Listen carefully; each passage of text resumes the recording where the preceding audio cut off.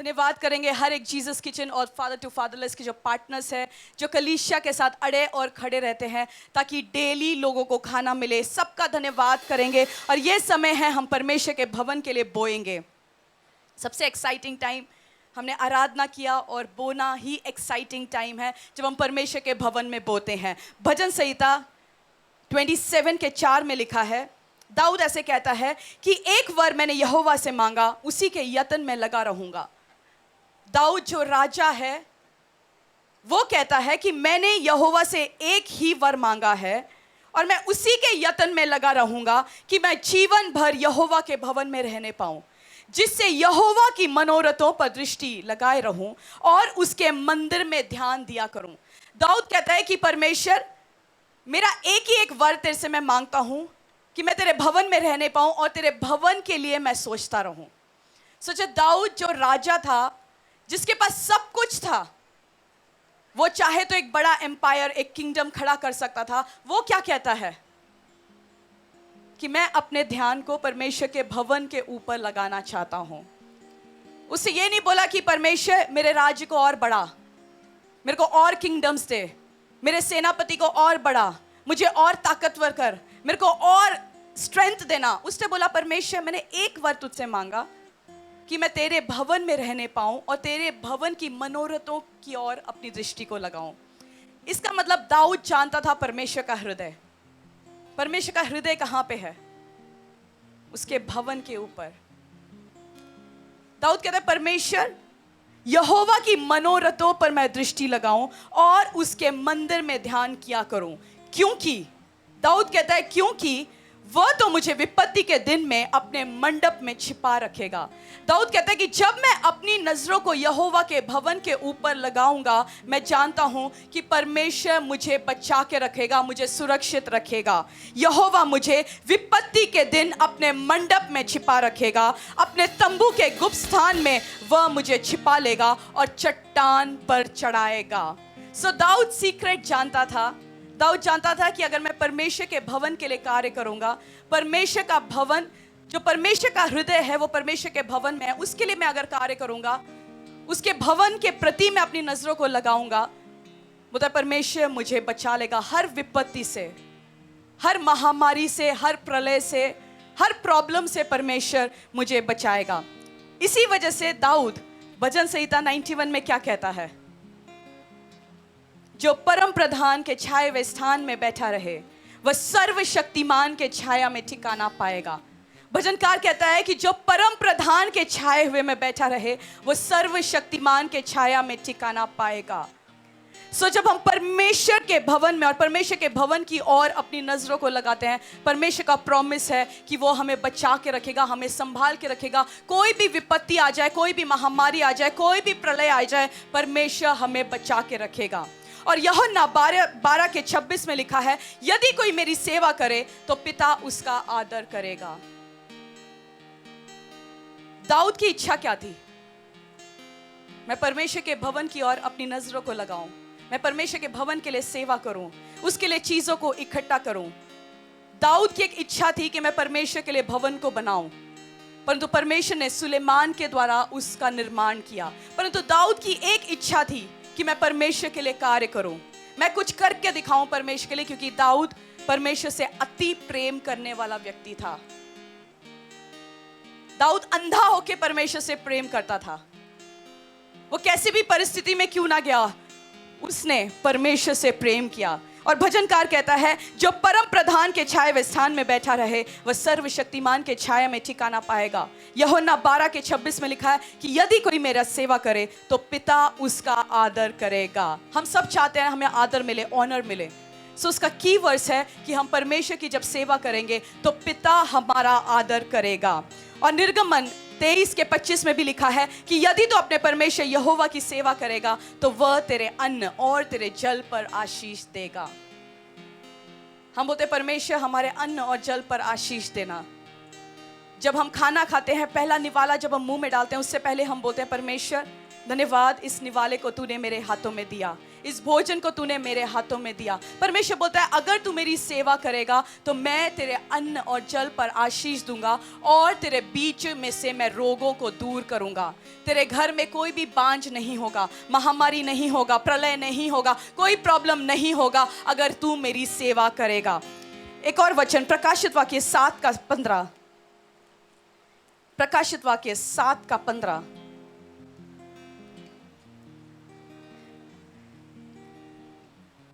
7:15 में ऐसे लिखा है, 14 से हम पढ़ेंगे। मैंने उससे कहा, हे स्वामी तू ही जानता है। उसने मुझसे कहा, ये वे हैं जो उस महाकलेश में से निकल कर आए हैं। इन्होंने अपने अपने वस्त्र मेमने के लहू से धोकर श्वेत किया है। ये वो लोग हैं जो यीशु मसीह को जान लिए हैं, वो महाकलेश में से निकले हैं और परमेश्वर के लहू से उन्होंने अपने आप को धोकर शुद्ध किया है।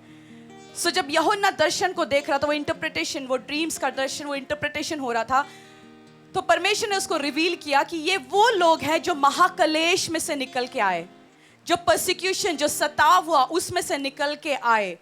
इसका मतलब जब हम परमेश्वर के पीछे चलेंगे तो सताव जरूर आएगा, परसिक्यूशन आएगा। हमने परमेश्वर को अपने उद्धारकर्ता परमेश्वर के रूप में स्वीकार कर लिया। कई बार हम सोचते हैं सब कुछ नॉर्मल जाएगा, कोई प्रॉब्लम नहीं आएगा, सब कुछ बिल्कुल सेटल्ड होगा। प्रॉब्लम आएगा, परंतु परमेश्वर बोलता है इसी कारण वे परमेश्वर के सिंहासन के सामने खड़े हैं। क्यों? क्योंकि वो सताव में से निकले, उन्होंने अपने आप को परमेश्वर के लहू से धोकर शुद्ध किया और वो दिन रात और दिन परमेश्वर की सेवा करते हैं उसके मंदिर में। प्रकाशित वाक्य 7:15। इसी कारण वह परमेश्वर के सिंहासन के सामने हैं और उसके मंदिर में दिन रात उसकी सेवा करते हैं। कौन उसकी सेवा करते हैं?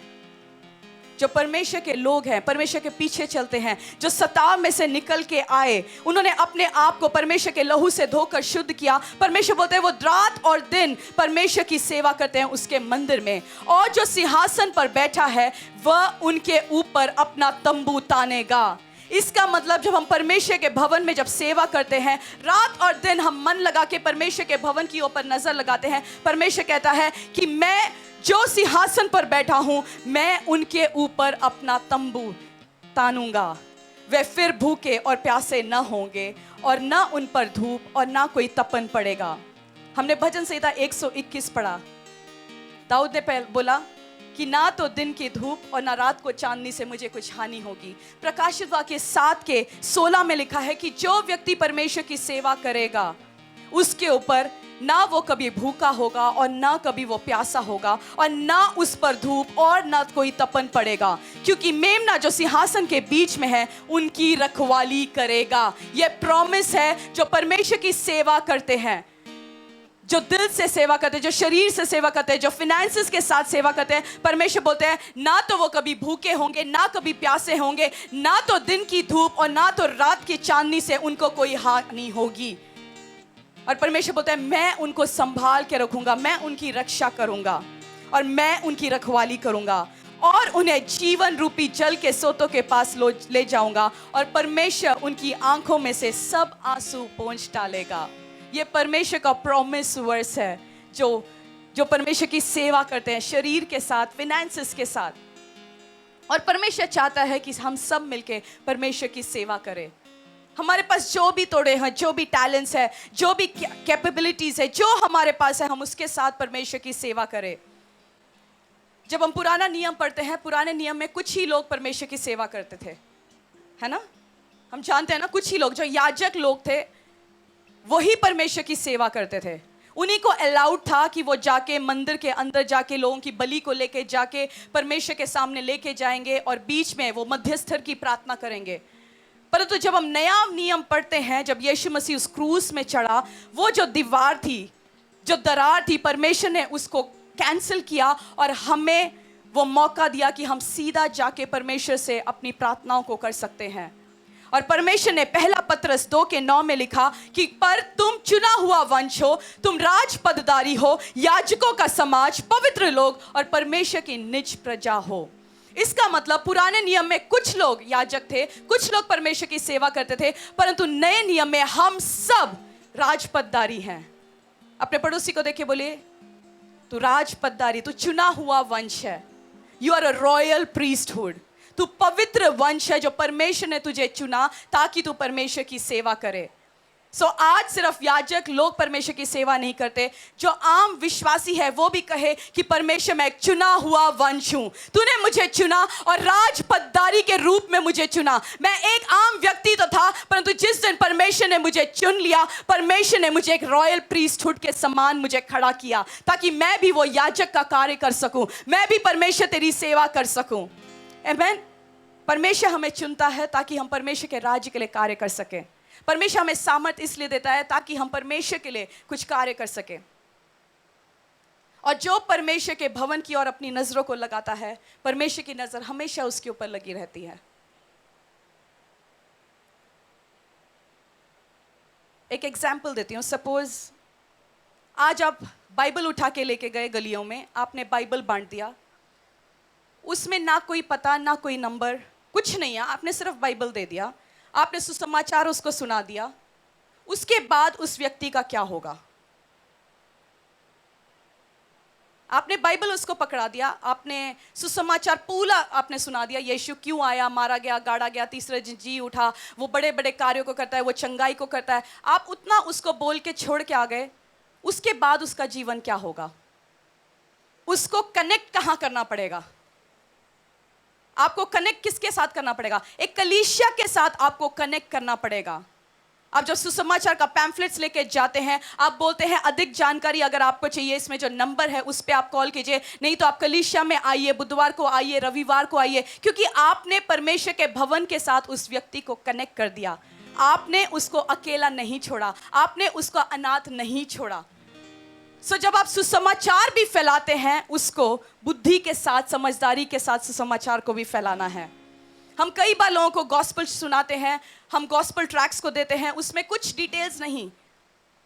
हमने गॉस्पेल तो सुना दिया, यीशु मसीह आया, मारा गया, गाड़ा गया, तीसरे दिन जी उठा, परंतु उसके बाद क्या होगा? कई लोग बोलते हैं कि पास्टर मैंने परमेश्वर के लिए इतने लोगों को जीता। जो लोगों को जीता वो कहाँ हैं अभी? क्या किसी कलीसिया के साथ हैं? कुछ लोग बोलते हैं उनको अन्य भाषा का वरदान भी मिला, फिर बोलते हैं पास्टर वो वापस चले गए। क्यों? क्योंकि वो कलीसिया के साथ जुड़े नहीं, परमेश्वर के भवन के साथ, मंदिर के साथ जुड़े नहीं, परमेश्वर के पवित्र लोगों के साथ, परमेश्वर के परिवार के साथ उनको आपने जुड़ाया नहीं, कनेक्ट नहीं किया। ऐसे बहुत सारे लोग हैं जो प्रभु यीशु मसीह को जान चुके हैं, परंतु अभी भी लोग अंधकार में हैं, क्योंकि वो उस छतरी के नीचे नहीं आए। कलीसिया हमारा काम है, जो लोग जो परमेश्वर को जान चुके हैं, जो अंधकार में भी है, उनको जाए, परमेश्वर के बारे में बताए। और सताव तो आएगा, सताव आएगा, ये मत सोचना कि सताव नहीं आएगा। बुद्धिमानी के साथ अगर हम उसको डील करेंगे तो परमेश्वर हमें विक्ट्री देगा। एक और वचन को पढ़ेंगे, एस्थर की किताब उसका 4, एस्थर की किताब उसका 4 का 1। जब मोर्दकई ने जान लिया कि क्या क्या किया गया है, तब मोर्दकई वस्त्र फाड़कर, टाट पहन, राख डालकर नगर के मध्य जाकर ऊंचे और दुख भरे शब्द से चिल्लाने लगा, और वह राजभवन के फाटक के सामने पहुंचा। परंतु टाट पहने हुए राजभवन के फाटक के भीतर तो किसी के जाने की आज्ञा न थी। एक एक प्रांत में और जहां जहां राजा की आज्ञा और नियम पहुंचा, वहां वहां यहूदी बड़ा मिलाप करने और उपवास करने और रोने पीटने लगे, वरन बहुतेरे टाट पहने और राख डाले हुए खड़े रहे। एस्थर रानी की सहेलियां और खोजों ने जाकर उसको बता दिया, तब रानी शोक से भर गई। हमें यह स्टोरी पता है कि उस टाइम राजा ने एक कमांड, एक नियम, एक घोषणा किया था कि जितने भी यहूदी लोग हैं जो परमेश्वर को जानते हैं, उनको मार दिया जाए, उनको खत्म कर दिया जाए। जब मोर्दकई को पता चला, उसने प्रार्थना करना शुरू किया, अपने वस्त्र को चेंज किया। और जब रानी एस्थर को पता चला कि भाई ये क्या हुआ है, उसने क्या किया? वो भी शोक करने लगी। उसने भी सोचा रही ये क्या हो रहा है, उसने भी विलाप किया। पर आगे लिखा है, विलाप के साथ साथ वो एक्शन में काम करने भी लग गई।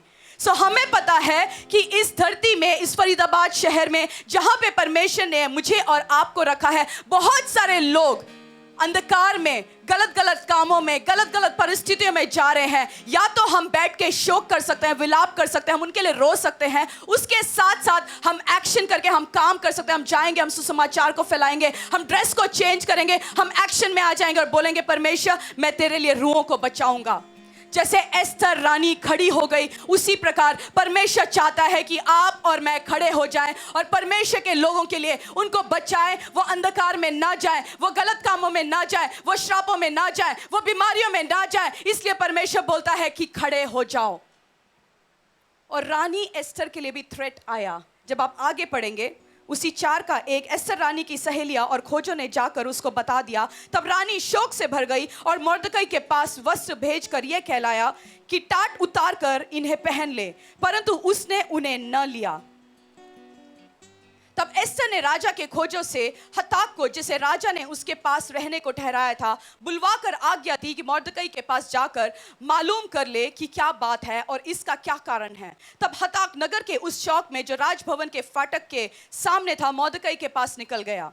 मोर्दकई ने उसको सब कुछ बता दिया कि मेरे ऊपर क्या क्या बीता है और हामान ने यहूदियों का नाश करने की अनुमति पाने के लिए राजभंडार में कितनी चांदी भर देने का वचन दिया है, यह भी ठीक ठीक बतला दिया। फिर यहूदियों का विनाश करने को जो आज्ञा शुशुन में दी गई थी, उसकी एक नकल भी इसके हताक के हाथ में एस्थर को दिखाने के लिए दिया गया और उसे सब हाथ बताने और यह आज्ञा देने को कहा कि भीतर राजा के पास जाकर अपने लोगों के लिए गिड़गिड़ाकर विनती कर। तब हताक ने एस्थर के पास जाकर मोर्दकई की बातें कह सुनाई। तब एस्थर ने हताक को मोर्दकई से यह कहने की आज्ञा दी, राजा के सब कर्मचारियों वरन राजा के प्रांतों के सब लोगों को भी मालूम है कि क्या पुरुष क्या स्त्री कोई क्यों ना हो जो आज्ञा बिना पाए भीतरी आंगन में राजा के पास जाएगा, उसके मारे डालने की आज्ञा है। केवल जिसकी और राजा सोने का राजदंड बढ़ाए वही बचता है, परंतु मैं अब 30 दिन से राजा के पास नहीं बुलाई गई। रानी एस्थर ने बोला, जब तक राजा मेरे को नहीं बुलाएगा तब तक मैं वहां नहीं जा सकती, और बिना बुलाए अगर कोई व्यक्ति चला गया तो राजा उसको मार डाल सकता है। सो एस्थर के जीवन में भी एक थ्रेट था। वो जानती थी कि अगर मैं जाऊंगी तो मैं मारी डाली जा सकती हूं, परंतु क्या एस्थर खाली बैठी रही या उसने एक्शन लिया और वो चली गई और उसने जो राजा था उसके तरफ से उसको फेवर मिला। सो कलीसिया, ये समय है कि हम रानी एस्थर के समान हम खड़े हो जाए और परमेश्वर के लोगों को बचाए, जो नाश हो रहे हैं, जो खत्म हो रहे हैं, जो विनाश की ओर जा रहे हैं, जो परेशानियों में है, प्रॉब्लम्स में है। परसिक्यूशंस आए या ना आए, थ्रेट आए या ना आए, क्या इवेंजलिज्म करना आसान है? आपको लगता है इवेंजलिज्म टीम जाती है आसानी से जाके सुसमाचार फैला के आ जाती है? सताव उनको भी होता है। आप जब सेवा करते हो अपने शरीर के साथ, क्या सताव नहीं आता? आप फाइनेंसेस के साथ सेवा कर रहे हो, क्या सताव नहीं आता? जिस दिन आपने सोच लिया कि इस महीने से मैं दशांश बोना शुरू करूंगा, उस दिन से आप देखोगे आपको फाइनेंशियल और थोड़ा सा प्रॉब्लम आने लगेगा, बट जैसे आप रेगुलर करते रहेंगे आप उसमें से बाहर आ जाएंगे, क्योंकि परमेश्वर का वाचा है कि जब तू भवन के लिए अपने दशांश को लेके आएगा, परमेश्वर ने बोला मैं आकाश के उन झरोकों को तेरे लिए खोलूंगा। सताव आएगा, परंतु वो सताव कंटिन्यूअस प्रोसेस नहीं रहेगा। आप विक्ट्री टू विक्ट्री में जाएंगे, आप उस सताव में खत्म नहीं होंगे, आप नाश नहीं होंगे, आप रानी एस्थर के समान खड़े हो जाएंगे। आप बोलेंगे परमेश्वर अगर मैं मर गई तो मर गई, परंतु मैं तेरे लोगों को बचाऊंगी। मेरा नाश हो गया तो कोई बात नहीं, मेरा फाइनेंस खत्म हो जाए, मेरा शरीर खत्म हो जाए, मैं सुसमाचार के लिए गया, किसी ने मेरे को मारा पीटा, कोई बात नहीं, परंतु मैं जाऊंगी, मैं गलियों में जाऊंगी, मैं शरीर के साथ सेवा करूंगी। मेरा परिवार चाहे कुछ भी बोले, मैं शरीर के साथ सेवा करूंगी। मेरा परिवार बोले कि तू फाइनेंसेस को इतना क्यों परमेश्वर के भवन में बोल रहा है, परिवार कुछ भी बोले, मैं करूंगी, मैं करके दिखाऊंगी। फिर आप देखोगे जैसे जिस प्रकार रानी एस्थर को फेवर मिला, उसको अनुग्रह मिला, आपको भी परमेश्वर डिवाइन हेल्पर्स देगा, आपको भी फेवर मिलेगा। आपके बॉसेस के थ्रू आपको फेवर मिलेगा, आपके अथॉरिटीज के थ्रू आपको फेवर मिलेगा। जिस प्रकार एस्थर को फेवर मिला राजा की ओर से और उसने यहूदियों की कौम को बचा लिया, उसी प्रकार फरीदाबाद को हम बचाएंगे और परमेश्वर की ओर से, लोगों की ओर से हमें फेवर मिलेगा, क्योंकि परमेश्वर परमेश्वर के लोग जब खड़े हो जाते हैं, जब एस्थर खड़ी हो गई, उसने सिर्फ बैठ के शोक नहीं किया, वो रोती नहीं रही, अरे परमेश्वर तू बचा मेरे लोगों को, परंतु वो एक्शन में आई। रोना अच्छा है, परंतु रोने के साथ साथ खड़े हो जाओ और एक्शन में काम करो और लोगों को जाके बचाओ, सुसमाचार को फैलाओ, सेवा करो, शरीर के साथ सेवा करो, टैलेंट्स के साथ सेवा करो, फाइनेंस जो परमेश्वर ने आपको दिया है उसके साथ सेवा करो।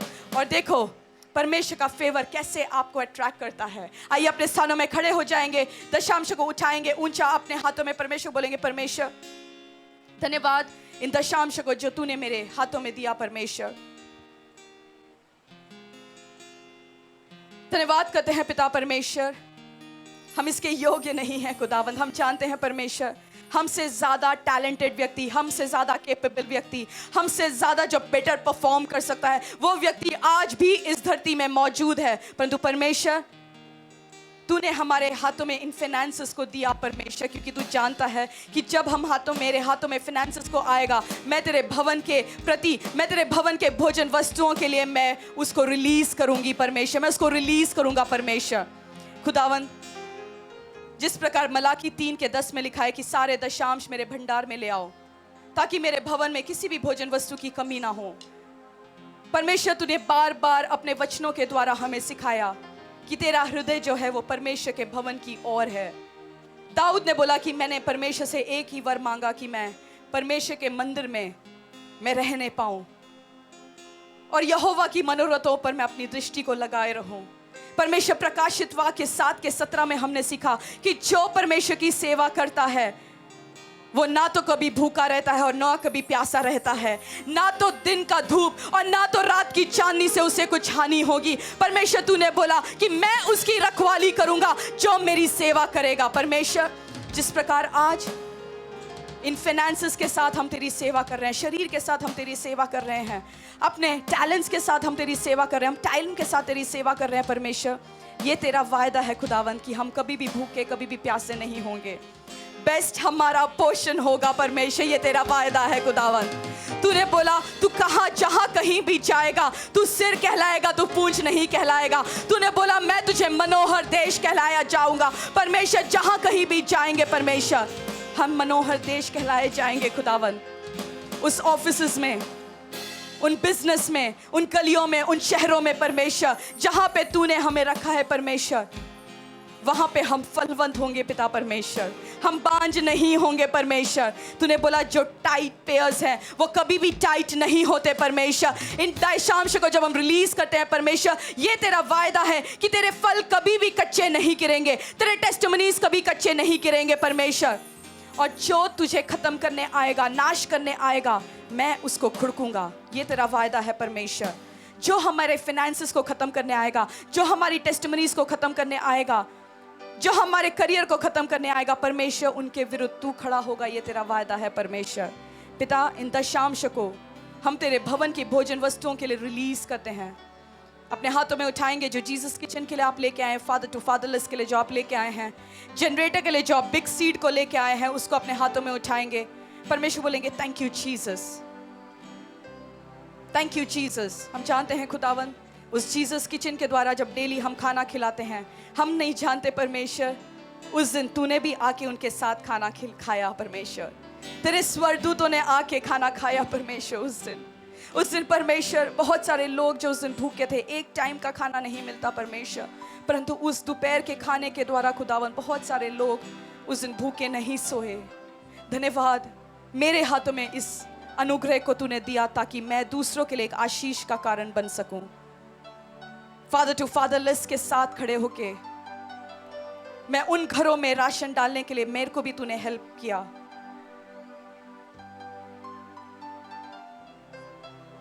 तेरा वचन कहता है कि जो दूसरों की खेत को सींचता है तू उसकी खेत को सींचेगा परमेश्वर। जो दूसरे के घरों को ब्लेसिंग्स देता है परमेश्वर उसके घर में तू ब्लेसिंग्स को देगा परमेश्वर। उनके घर में किसी भी चीज की कमी नहीं होगी परमेश्वर। जो फादर टू फादरलेस के लिए जो मंथली सपोर्ट जाता है और जो लोग उसके प्रति योगदान देते हैं परमेश्वर उनके घर में कभी भी किसी भी चीज की कमी नहीं होगी परमेश्वर। और तूने बोला प्रतिफल मेरी ओर से आएगा परमेश्वर, कोई मनुष्य, कोई संस्था, कोई ऑर्गेनाइजेशन के ओर से नहीं परमेश्वर, परंतु प्रतिफल तेरी ओर से आएगा।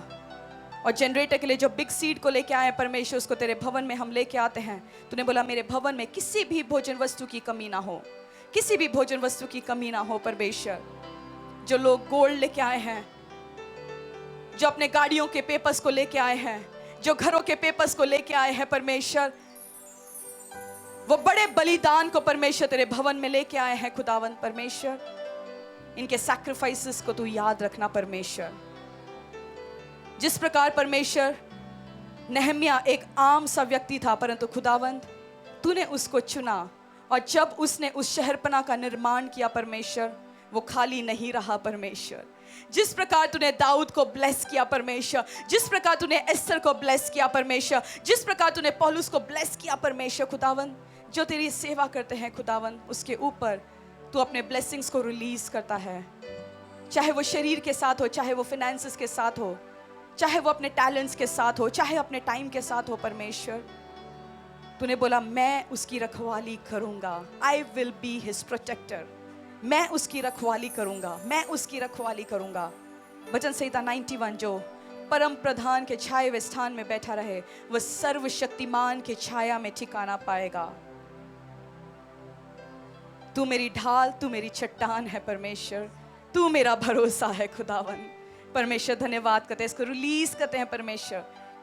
जैसे दाऊद ने बोला, एक वर मैंने यहोवा से मांगा कि मैं यहोवा के भवन में रहूं, और मैं यहोवा के भवन के उस मंदिर की मनोरथों की ऊपर दृष्टि रखूं। परमेश्वर तेरे भवन की ओर हम नजरों को लगाते हैं खुदावन। और जैसे हम फाइनेंसेस को रिलीज करते हैं परमेश्वर, ये प्रूव करता है परमेश्वर कि हम तेरे भवन के प्रेमी हैं। ये प्रूव करता है परमेश्वर कि हम ये चाहते हैं तेरे भवन में किसी भी भोजन वस्तु की कमी ना हो परमेश्वर। और तेरा वायदा है तू हमें ब्लेस करेगा, तू हमारे घर में किसी भी चीज की कमी घटी नहीं होने देगा परमेश्वर। धन्यवाद करते हैं, यीशु के सामर्थी नाम से इस प्रार्थना को मांगते हैं, और कलीसिया मिल के ऊंची आवाज में कहे आमेन आमेन आमेन आमेन।